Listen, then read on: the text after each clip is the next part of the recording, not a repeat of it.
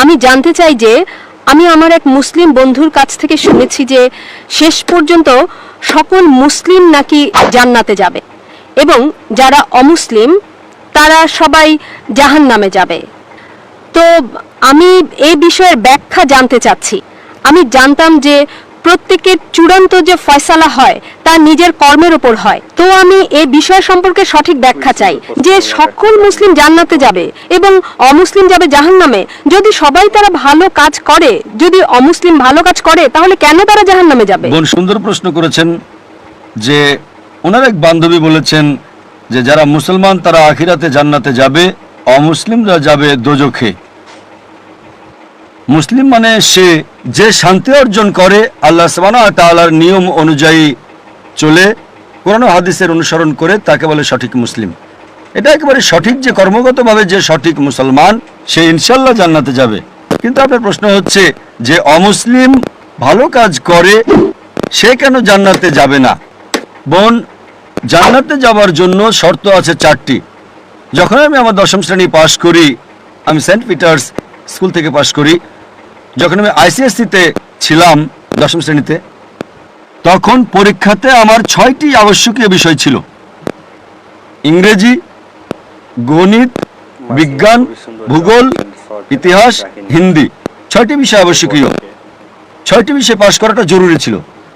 একইভাবে মানুষকে জান্নাতে যেতে হলে 4টি শর্ত রয়েছে। তা লেখা আছে সূরা আল আসরে, সূরা নম্বর 103, আয়াত নম্বর 1, 2, 3, যাতে আল্লাহ তাআলা বলেন ওয়াল আসর ইন্নাল ইনসানা লাফি খুসর ইল্লাল্লাযিনা আমানু ওয়া আমিলুস সলিহাতি ওয়া তাওয়াসাউ বিল হক ওয়া তাওয়াসাউ বিস sabr। আল্লাহ সুবহানাহু ওয়া তাআলা শপথ করছেন সময়ের, আসরের, নিশ্চয়ই মানুষ ক্ষতিগ্রস্ত, শুধু তারা যারা 4টি বিষয়ে সাফল্য লাভ করে তারা ক্ষতিগ্রস্ত নয়। আর সে 4টি বিষয়: ঈমান, নেক আমল, মানুষকে সত্যের উপদেশ দেওয়া ও ধৈর্যের উপদেশ দেওয়া। যেভাবে আমাকে 10ম শ্রেণী পাশ করার জন্য 6টি বিষয় পাশ করাটা ঠিক জরুরি ছিল।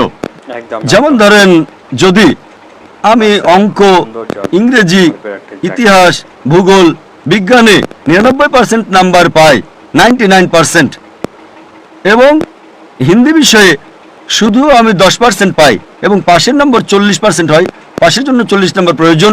যদি একটা বিষয়ে আমি হিন্দিতে 10% নাম্বার পাই এবং বাকি 5টা বিষয়ে 99% নাম্বার পাই, তখন কি আমি 10ম শ্রেণী পাশ করতে পারবো কি না? বোন, আমি আপনাকে জিজ্ঞেস করছি, আমি 10ম শ্রেণী পাশ করতে পারবো কি পারবো না? এক বিষয়ে 10%, অন্য 5টা বিষয়ে 99%, আমি 10ম শ্রেণী পাশ করতে পারবো কি পারবো না? জি না। না। কেন? যেহেতু আমি হিন্দি বিষয়ে 10% নাম্বার পেয়েছি, হোক অন্যগুলোতে 99%, হিন্দিতে 10 নাম্বার ফেল। ওই রকম ভাবে জান্নাতে যেতে হলে সূরা আল আসর অনুযায়ী 4টি বিষয় জরুরি: ঈমান, নেক আমল, যেমনটা আপনি বলেছেন, ওয়া তাওয়াসাউ বিল হক, মানুষকে সত্যের পথে ডাকা, ওয়া তাওয়াসাউ বিস sabr, মানুষকে ধৈর্যের উপদেশ দেওয়া। 4টি বিষয় হচ্ছে জরুরি। এই 4টি বিষয়ের মধ্যে যদি একটিও বাদ চলে যায়, বিদ্যমান না থাকে, যদি আপনি একটি বিষয় ফেল করে থাকেন, আপনি জান্নাতে যেতে পারবেন না। যদি আপনি বলেন যে আপনি খুব ভালো মানুষ, আমলের দিকে আপনি খুব ভালো আমল করেন, ধরে নিলাম যে আপনি 99 নম্বর পেয়েছেন আমলে, 99, কিন্তু ঈমানে তো ফেল করেছেন। আপনি এটা মানেন না যে আল্লাহ এক এবং মুহাম্মদ সাল্লাল্লাহু আলাইহি ওয়াসাল্লাম শেষ পয়গম্বর, যা সকল ধর্মগ্রন্থের মধ্যে লেখা আছে।